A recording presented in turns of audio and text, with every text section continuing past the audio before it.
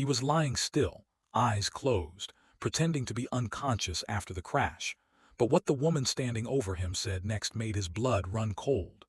She had no idea he could hear every single word, and what she revealed in that moment would change both of their lives forever.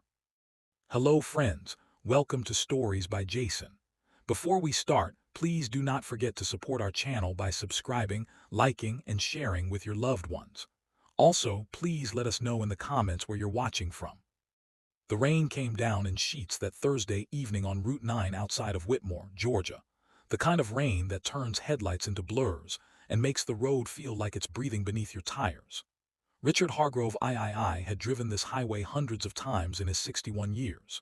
He knew every curve, every shadow, every mile marker between his estate and the regional airport where his private jet sat waiting.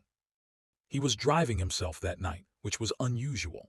His regular driver, Marcus, had called in sick, and Richard had dismissed the backup offer with a wave of his hand. He was a man who had built a $4.2 billion empire from a two-room office in Atlanta. He did not need someone to drive him 40 miles down a highway. He would later understand that this decision, this single, small act of pride, was the pivot point around which his entire life would turn. The deer appeared without warning. It was massive, an 8-point buck, frozen in the cone of his headlights like a bronze statue, its eyes catching the light and throwing it back at him in two blazing points. Richard yanked the wheel. The Mercedes S-Class obeyed instantly, fishtailing left, then overcorrecting right, and then there was nothing but the sound of the guardrail eating into the passenger side and the horrifying weightlessness of 4,000 pounds of steel becoming temporarily airborne. The car rolled twice. Richard remembered the first, the world flipping, glass singing, his seatbelt biting into his chest like a living thing. He did not remember the second. He came back to consciousness slowly, like rising through dark water. The car had landed right side up in a shallow ditch at the edge of a pine grove. The engine was ticking. Rain drummed on the crumpled hood. The windshield was a spider's web of fractured glass, but it held. Richard ran a mental inventory. He could feel his fingers. He could feel his toes. There was pain, his ribs, his left shoulder, a burning cut somewhere above his right eye, but it was the pain of injury, not the numbness of death. He was alive. Remarkably, incomprehensibly alive. He could hear voices outside. Headlights had stopped on the highway above the ditch, other drivers pulling over. He heard a woman's voice calling 911. He heard a man's voice saying, "I'll go down, I'll go down." And then, in a moment he could never fully explain afterward, not even to himself, Richard Hargrove closed his eyes. It was instinct maybe, or exhaustion, or some deep animal curiosity that the accident had cracked open in him. He had spent 61 years as Richard Hargrove III, the name on the building, the face on the Forbes list, the man that people performed for. He had never once in his adult life been in a room or a ditch where nobody knew who he was and nobody was trying to impress him. He wanted to know, just for a moment. He wanted to know what people were actually like when the audience was gone. So he kept his eyes closed. He regulated his breathing. He let himself go still. He heard the man from the highway scramble down the embankment, younger, from the sound of his footsteps. He heard him try the driver's door, then pound on the window, then move around to the passenger side. He heard him say he's breathing into a phone. And then he heard something else. Lighter footsteps. A woman's voice, low and steady, cutting through the rain with a kind of calm authority that had nothing to do with volume. "Move, I'm a trained first responder, let me through." The door beside his head opened, the rear door, the frame bent but functional, and Richard felt warmth enter the cold, wet space beside him.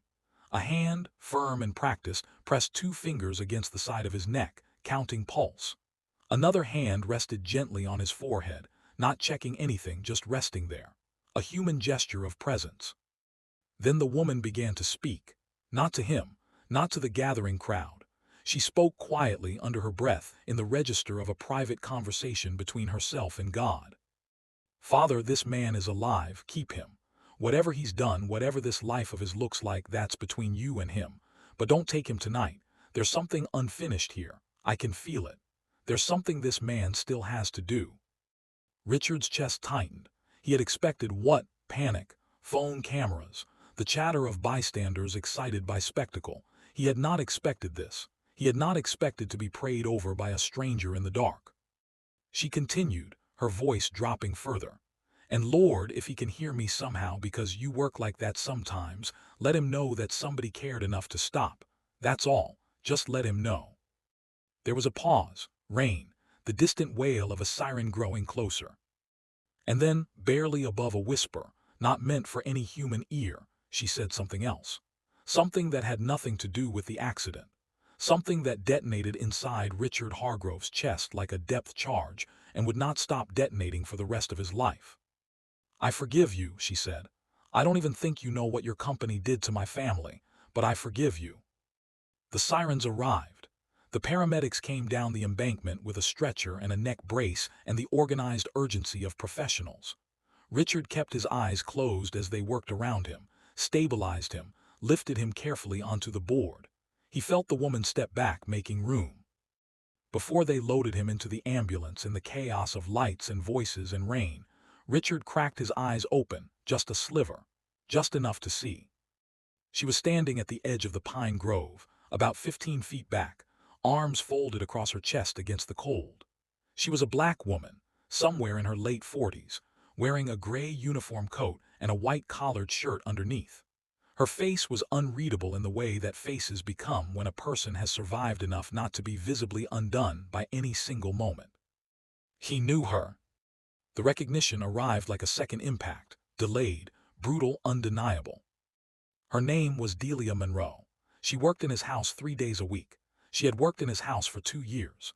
She vacuumed his floors and ironed his shirts and arranged his books in the library he never used. He had spoken to her in 2 years, perhaps 40 words. He knew she drove an older Toyota and parked it by the garden gate. He did not know anything else about her, except that she had just stopped on a dark highway in the pouring rain, pressed her hands against his neck, prayed over him like he was worth saving, and told God, in a voice meant only for God, that she forgave him for something she believed he'd done to her family. The ambulance doors closed. Richard Hargrove lay in the dark and felt, for the first time in decades, that he was in the presence of something he could not buy, manage, or control. He felt the truth approaching him in the dark, and he was terrified of it. He was admitted to Whitmore Regional under the name Richard Harris. A paramedic had misread his ID in the rain and the chaos, and Richard, when he was finally conscious enough to be asked, did not correct it. There was a lawyer logic to it that he couldn't quite justify yet, but his instincts, the same instincts that had made him a billionaire, were telling him to stay invisible a little longer. The injuries were real but survivable. 3 cracked ribs, a separated left shoulder, 32 stitches above his right eye, a moderate concussion.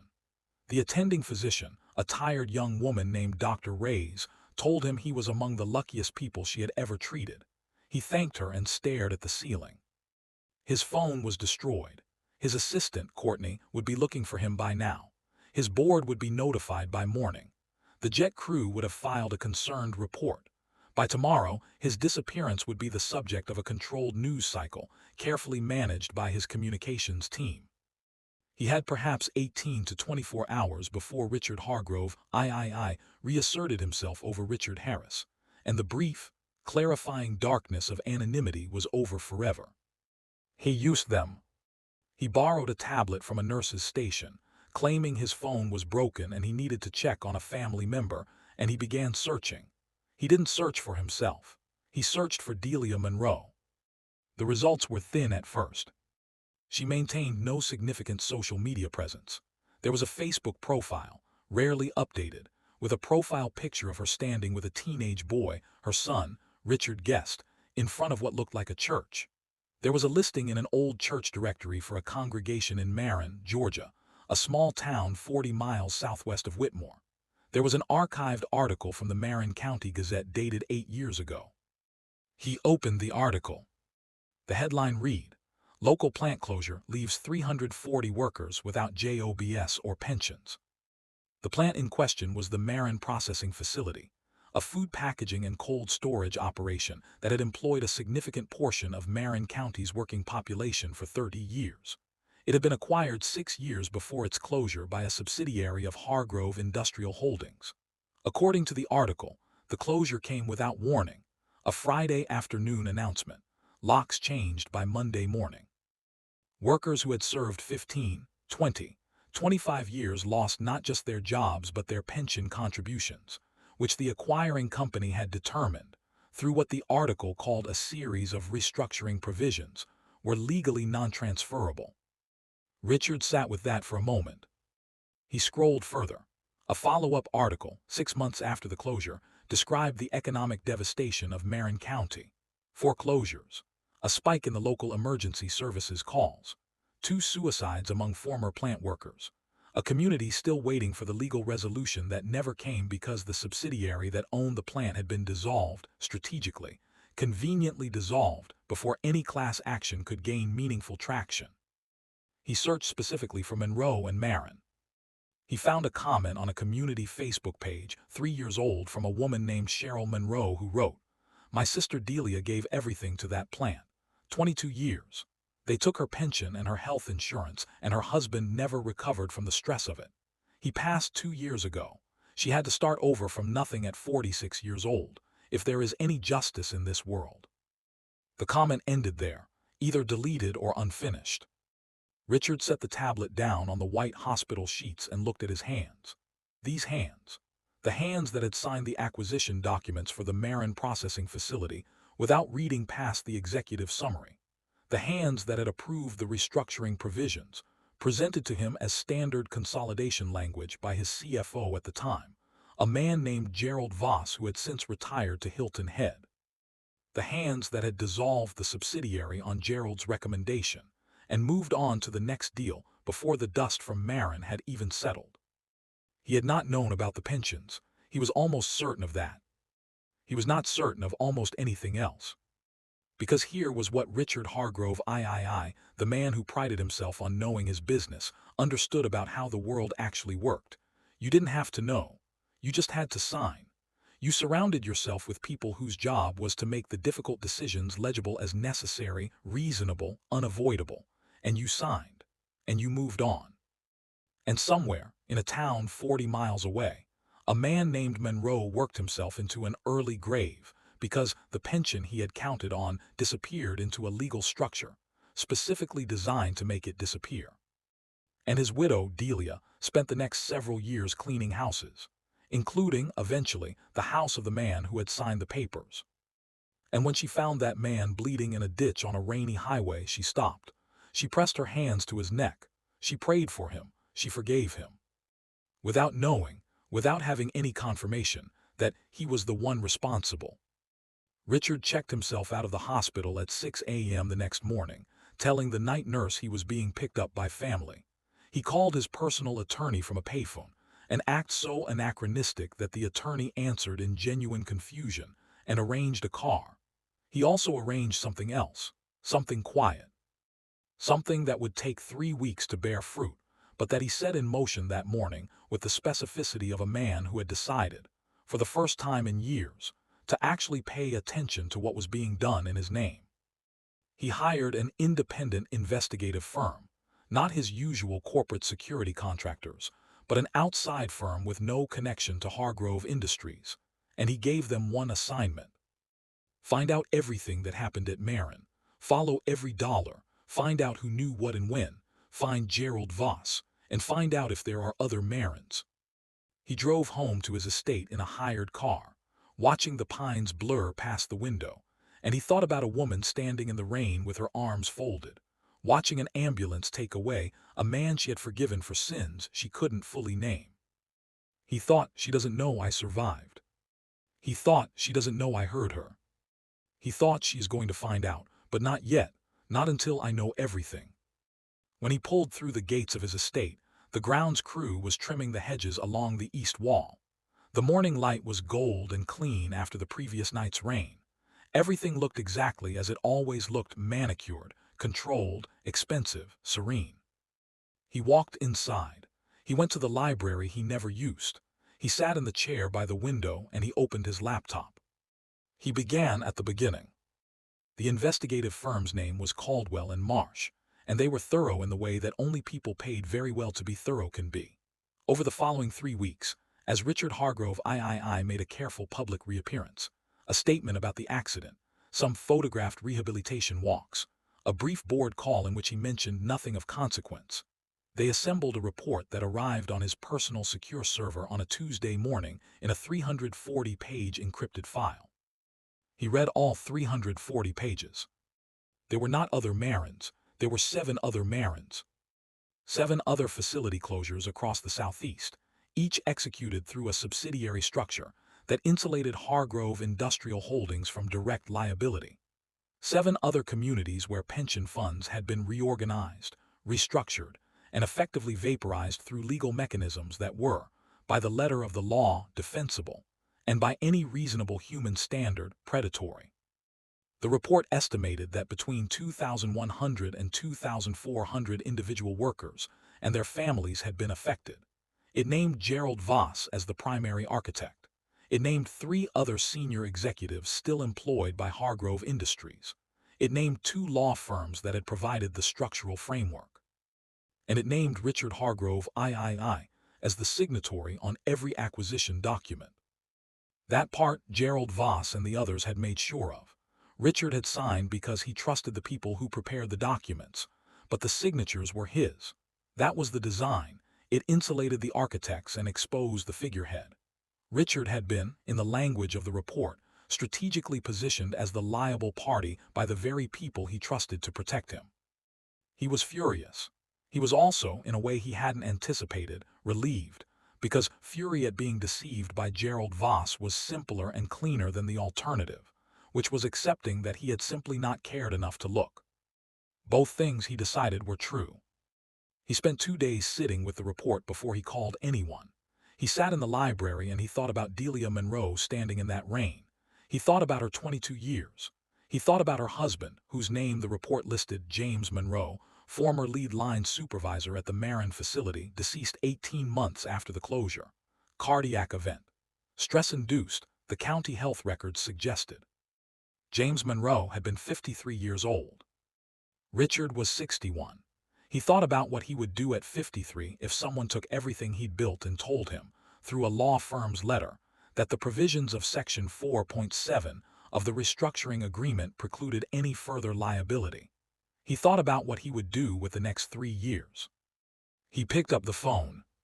He called his personal attorney and told him to begin preparing a document, not a public statement, not a press release, but a binding legal instrument, a remediation trust. He told the attorney the approximate scope. The attorney was quiet for a long time. "Richard," the attorney said carefully, "you understand this is going to be the number you're describing." "I know what the number is," Richard said. "Build the structure." He then called his head of communications and told her to prepare for a very significant announcement in 2 weeks. When she pressed for details, he told her she would have them when it was time. What he did not tell anyone, not his attorney, not his communications director, not his board, was the part about Delia Monroe. Because something had changed in those 3 weeks. Something beyond the investigation, beyond the report, beyond the 7 Marins and the 340 pages. Something that Richard had not anticipated when he'd set this in motion from a hospital bed under a borrowed name. Delia Monroe had begun to suspect he was alive. He didn't know how. Maybe a staff member had said something careless. Maybe she'd seen his car in the garage, the new Mercedes, same model as the destroyed one, which his assistant had arranged before thinking better of it. Maybe it was something smaller and more intuitive than that, the kind of knowledge that accumulates in people who have spent years being professionally invisible in the homes of the powerful, who learn to read the atmosphere of a household the way a sailor reads weather. He became aware of it through small things. She began staying slightly later than her usual hours, not conspicuously, just enough to intersect with more of the household's rhythms. She asked the grounds manager, casually, whether the family had any upcoming travel planned. She spent longer than usual in the library, his library, dusting shelves that did not need dusting, her eyes moving carefully over the desk he'd been working at. He watched her on the household security feeds, not with suspicion, but with something closer to admiration. She was methodical. She was calm. She was doing exactly what he would do if he were trying to find out the truth without revealing that he was looking. And then one afternoon, she did something that stopped him cold. She picked up a notepad from the edge of his desk, a notepad on which he'd written in his own hand a list of names. The 7 facilities, Marin at the top. She looked at it for a long time.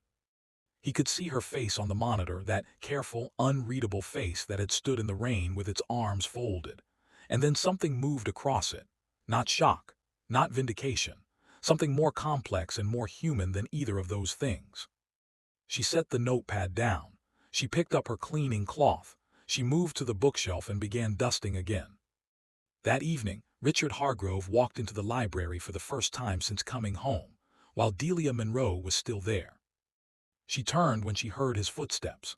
She went still in the way that a person goes still when the thing they've been half expecting finally arrives.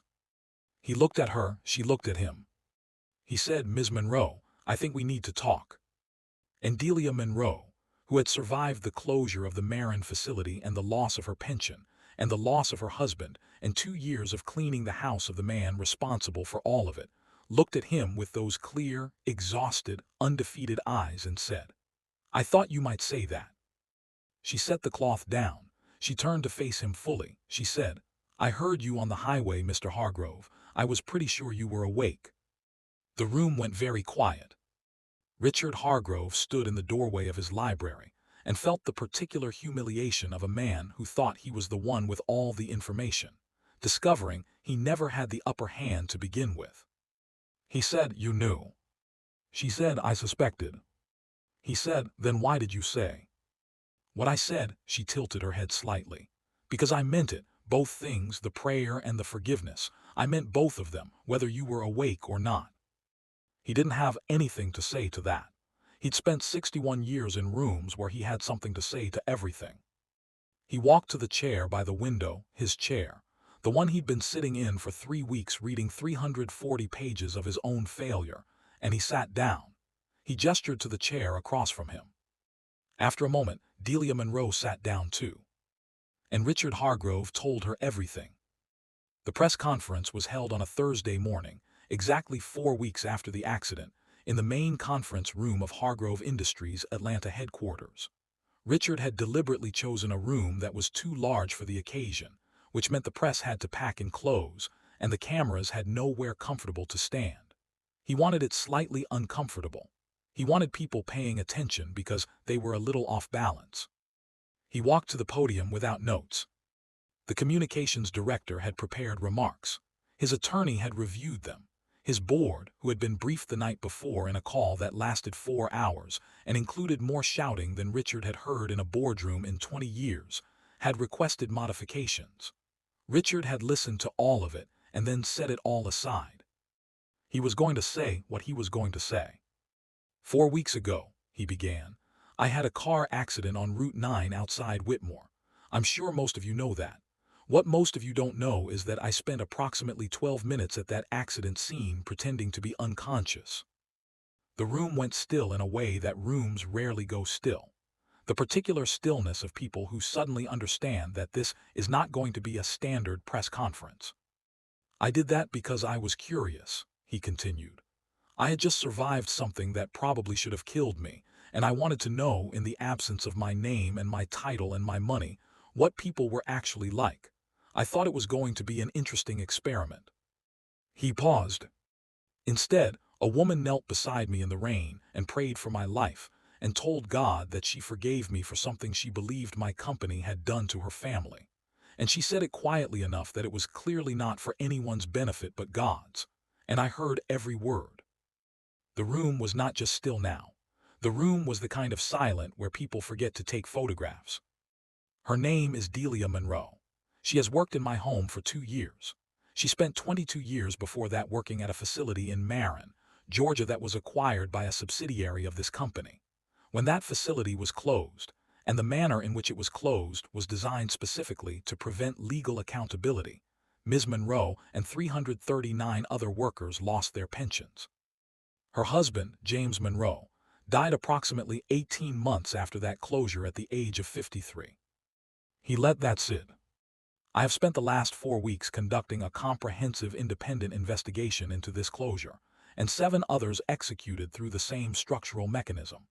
I am today releasing the full 340-page report to the public, to the Securities and Exchange Commission, to the Department of Labor, and to the attorneys general of the 6 states in which these closures occurred.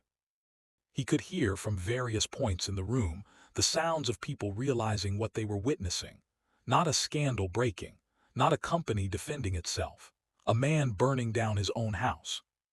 I'm also announcing today the establishment of the Monroe Remediation Trust, named for James and Delia Monroe, a fund of $1.3 billion, capitalized by my personal assets, to provide direct financial remediation to every worker and family affected by these 8 closures. The structure of the disbursement will be overseen by an independent board. Hargrove Industries' legal team will have no role.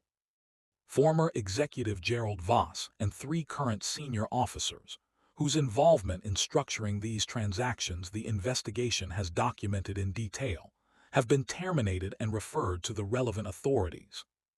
He looked up from the middle distance where he'd been delivering this into, and looked directly at the cameras. I signed the documents. My signature is on every acquisition. I trusted people I should not have trusted, and I failed to verify what I should have verified, and I am responsible. I am not making this announcement to avoid consequences. I am making it because a woman who had every reason to let me die in a ditch stopped her car and prayed for me instead. And I owe her, and everyone like her, the truth. He stepped back from the podium. The room exploded. Delia Monroe watched the press conference on her phone, sitting in the parking lot of the Marin County Community Center where she'd driven that morning. She wasn't entirely sure why, only that when she woke up she'd felt the pull of it, the need to be near the place where it had all begun. The building behind her was closed, had been closed for 2 years. The old plant site 3 miles down the road was a cleared lot now, the equipment stripped, the structure demolished, the ground waiting for something new that never came. She had driven past it on the way in. She drove past it sometimes. She watched Richard Hargrove say her name on her phone screen. She watched him say James's name. She sat with that for a long time. People would ask her afterward, many people. Because her name and face became briefly, uncomfortably public in the weeks that followed, whether she was angry that it had taken all of this. The accident, the pretending, the eavesdropping, whether she resented that justice had arrived not from the system that was supposed to provide it but from a billionaire's guilt trip, catalyzed by an accident that could just as easily not have happened. She would always answer the same way. I stopped being angry about how things should work a long time ago, she would say. I only pay attention to what actually happens. What actually happened was this. The Monroe Remediation Trust began disbursements within 90 days of the press conference. Every verifiable affected worker received a base payment restoring their full calculated pension value, plus interest. Workers who could demonstrate documented health impacts related to the loss of insurance received additional medical remediation funds. The families of the 12 workers who had died in the years following the closures, deaths the report connected, through actuarial and medical documentation, to the stress and financial devastation of the closures, received dedicated bereavement allocations. Delia Monroe received, personally, a sum she had not known it was possible for her to possess. She put most of it in trust for her son, Marcus, who was 17 and wanted to study environmental engineering. She used some of it to buy back the house in Marin that she and James had lost to foreclosure. It had been sold twice since and was now owned by a real estate holding company that, she was told, would not sell. Richard Hargrove bought the house from the holding company in a private transaction and transferred the deed to her name without telling her, as a separate matter entirely, through an attorney, with a note that said only, James Monroe should have grown old in this house. I'm sorry. She sat on the porch of that house on a Sunday afternoon in October and looked at the yard that James had planted. The sycamore tree was still there, enormous now. And she thought about a rainy highway and a man with his eyes closed, and the fact that she had told the truth to God without worrying about who was listening. She thought, forgiveness is not for the person you're forgiving. She had known that when she said it. She had known that James would not come back regardless of what Richard Hargrove did or didn't do. She had known that the prayer was not a transaction. She had meant it because unforgiveness was a weight she had chosen not to carry, not because she expected anything in return. She had simply not expected that the return would be quite so complete. Gerald Voss was indicted on federal fraud and ERISA violation charges 14 months after the press conference. The two law firms involved settled with the DOL for a combined $380 million. $3 of the four terminated senior executives faced civil suits. One cooperated with federal prosecutors. Hargrove Industries reorganized under new leadership. Richard stepped back from the CEO role, taking a board chairmanship focused specifically on the company's ethics and labor practices division, a role he approached with the convert's ferocity. The company was smaller afterward. It was a great deal cleaner. Richard Hargrove drove down to Marin on a Sunday in November. He hadn't called ahead. He wasn't sure he would be welcome, and he thought that arriving announced would be presumptuous in a way he no longer had any right to be. He parked in front of the house. He sat in the car for a few minutes. Delia Monroe came out onto the porch before he decided whether to knock. She stood with her arms folded against the November chill, the same posture she'd had in the rain on Route 9, 2 months and a lifetime ago. He got out of the car. He stood in the yard. He said, "I don't know why I came. I think I just needed to see that you were okay." She looked at him for a long moment. Then she said, "You want some coffee?" He said, "Yes, ma'am, I would." She nodded and went inside. He followed. The sycamore in the yard was gold and enormous in the November light, and the house smelled like coffee and wood, and something that Richard Hargrove, for all his 61 years and $4 billion, did not have a word for. Something that felt like arriving somewhere after a very long time of being in motion. Something that felt, against all probability and design, like a beginning. They sat at Delia Monroe's kitchen table for 2 hours that afternoon. She showed him a photograph of James, a broad-shouldered man with a wide smile, standing in this same yard, one hand on the sycamore like it was an old friend. Richard looked at it for a long time. He drove back to Atlanta as the sun went down. He did not turn on the radio. He drove in silence on Route 9, past the guardrail that still showed the scar of his Mercedes. He did not close his eyes. Think about what Delia Monroe did. After losing her pension, after losing her husband, after years of struggling just to stay afloat, she got on her knees in the pouring rain on the side of a dark highway, and she prayed for the man who caused it all. Not because he deserved it, not because she expected anything, but because she refused to let bitterness finish what the system started. And then she said, "I forgive you," to a man she didn't even know was listening. That kind of grace is rare, that kind of strength even rarer. Now I want to ask you something, and I want you to think about it honestly. Have you ever been wronged by someone with more power than you, and had to decide whether to carry that anger or set it down? Because that is exactly what Delia Monroe faced, and she chose to set it down, not for Richard Hargrove, for herself, and in doing so she changed everything. If this story hit you somewhere deep, if you found yourself holding your breath when Richard heard those words in the rain, or feeling something shift in your chest when Delia walked back into that house, smash that like button right now. It takes 1 second and it tells us that stories like this matter to you. Drop a comment below. Tell us, what would you have done in Delia's place? Would you have stopped for that car? Would you have said those words? Or has life made that kind of grace feel impossible? There are no wrong answers here. This community is a judgment-free zone, and we want to hear from you. And if you believe that real justice means more than punishment, that it means restoration, truth, and the kind of reckoning that actually changes things, subscribe to this channel and hit the bell. Because we bring you stories like this every single week. Stories about ordinary people who refuse to let the powerful win. Stories about grace showing up in the last place anyone expected. Stories that remind you, you are not alone in caring about what's right. Share this video with someone who needs to hear it today. Someone going through something hard. Someone who needs to remember that grace is not weakness. Grace is the most powerful force in the room. We are building something here. A community that believes the truth matters. That people matter.